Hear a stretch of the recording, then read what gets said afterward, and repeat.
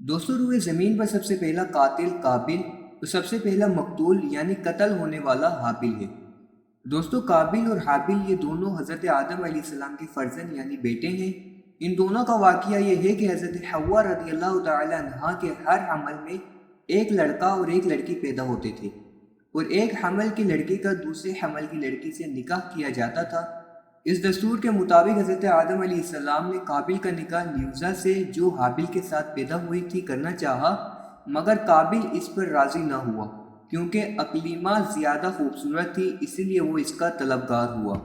دوستو، حضرت آدم علیہ السلام نے اس کو سمجھایا کہ اقلیمہ تیرے ساتھ پیدا ہوئی ہے، اسی لیے وہ تیری بہن ہے،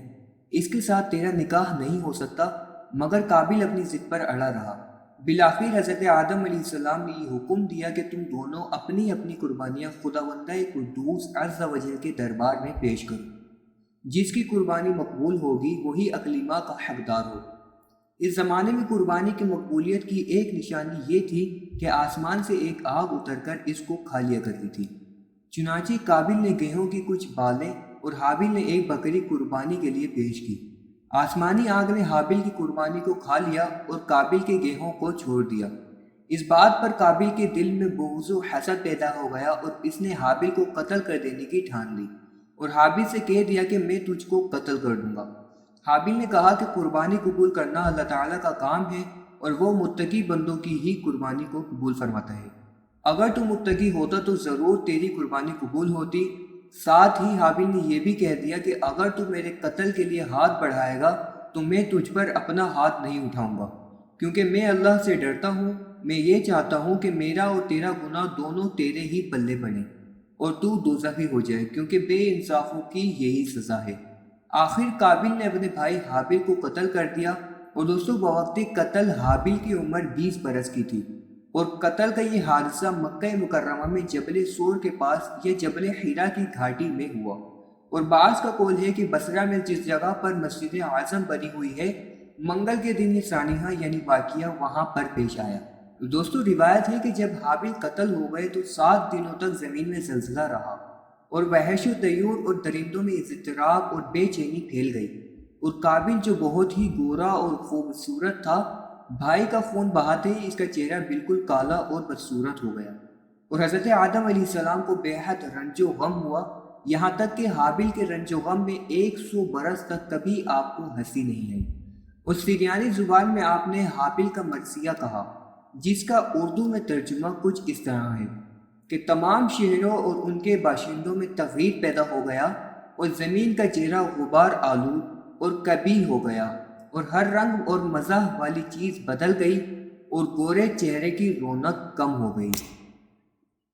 دوستو، حضرت آدم علیہ السلام نے شدید غضبناک ہو کر قابل کو بھٹکار کر اپنے دربار سے نکال دیا، اور وہ بدنصیب اقلیمہ کو ساتھ لے کر ملکی یمن کی سرزمین عدن میں چلا گیا۔ وہاں ابلیس یعنی شیطان نے اس کے پاس آ کر کہنے لگا کہ حابل کی قربانی کو آگ نے اس لیے کھا لیا کہ وہ آگ کی پوجا کیا کرتا تھا، لہٰذا تو بھی ایک آگ کا مندر بنا کر آگ کی پرستش کیا کر۔ چنانچہ قابل پہلا وہ شخص ہے جس نے آگ کی عبادت کی، اور یہ روئے زمین پر پہلا شخص ہے کہ جس نے اللہ تعالیٰ کی نافرمانی کی اور سب سے پہلے روئے زمین پر خون ناحق کیا، اور یہ پہلا وہ مجرم ہے جو جہنم میں سب سے پہلے ڈالا جائے گا۔ اور حدیث شریف میں یہ بھی آتا ہے کہ روئے زمین پر قیامت تک جو بھی خون ناحق ہوگا، قابل اس میں حصہ دار ہوگا، کیونکہ اسی نے سب سے پہلے قتل کا دستور نکالا، اور قابل کا انجام یہ ہوا کہ اس کے ایک لڑکے نے ہی جو کہ اندھا تھا اس کو ایک پتھر مار کر قتل کر دیا، اور یہ بدبخت نبی زادہ ہونے کے باوجود آگ کی پرستش کرتے ہوئے کفر و شرک کی حالت میں اپنے لڑکے کے ہاتھ ہی سے مارا گیا۔ دوستو، حابل کے قتل ہو جانے کے 5 برس بعد حضرت شیش علیہ السلام پیدا ہوئے، جبکہ حضرت آدم علیہ السلام کی عمر شریف 130 برس کی ہو چکی تھی۔ آپ نے اپنے اس ہونہار فرزند کا نام شیش رکھا، اور یہ سریانی زبان کا لفظ ہے، اور عربی میں اس کے معنی ہیبت اللہ یعنی اللہ کا عطیہ ہے۔ حضرت آدم علیہ السلام نے 50 صحیفے جو آپ پر نازل ہوئے تھے، ان سب کی حضرت شیش علیہ السلام کو تعلیم دی، اور ان کو اپنا وصی و خلیفہ اور سجادہ نشین بنایا، اور ان کی نسل میں خیر و برکت ہونے کی دعا فرمائی۔ دوستو اس واقعے کو قرآن کریم میں اللہ تعالیٰ نے اس طرح بیان فرمایا ہے جس کا ترجمہ کچھ یہ ہے، اور انہیں پڑھ کر سناؤ آدم کے دو بیٹوں کی سچی خبر، جب دونوں نے ایک ایک نیاز پیش کی تو ایک کی قبول ہوئی اور دوسرے کی ناقبول ہوئی۔ بولا قسم ہے میں تجھے قتل کر دوں گا۔ کہا اللہ اسی سے قبول کرتا ہے جسے ڈر ہے، بے شک اگر تو اپنا ہاتھ مجھ پر بڑھائے گا کہ مجھے قتل کرے تو میں اپنا ہاتھ تجھ پر نہ بڑھاؤں گا کہ تجھے قتل کروں۔ میں اللہ سے ڈرتا ہوں جو مالک سارے جہان کا، میں تو یہ چاہتا ہوں کہ میرا اور تیرا گناہ دونوں تیرے ہی پلے پڑے، تو دوزخی ہو جائے، اور بے انصافوں کی یہی سزا ہے۔ تو اس کے نفس نے اسے بھائی کے قتل کا چاؤ دلایا تو اسے قتل کر دیا، رہ گیا نقصان میں۔ دوستو اس واقعے سے چند باتیں سیکھنے کو ملتی ہیں۔ نمبر 1، دنیا میں سب سے پہلا جو قتل اور خون ناحق ہوا وہ ایک عورت کے معاملے میں ہوا، لہٰذا کسی عورت کے فتنہ عشق میں مبتلا ہونے سے خدا کی پناہ مانگنی چاہیے۔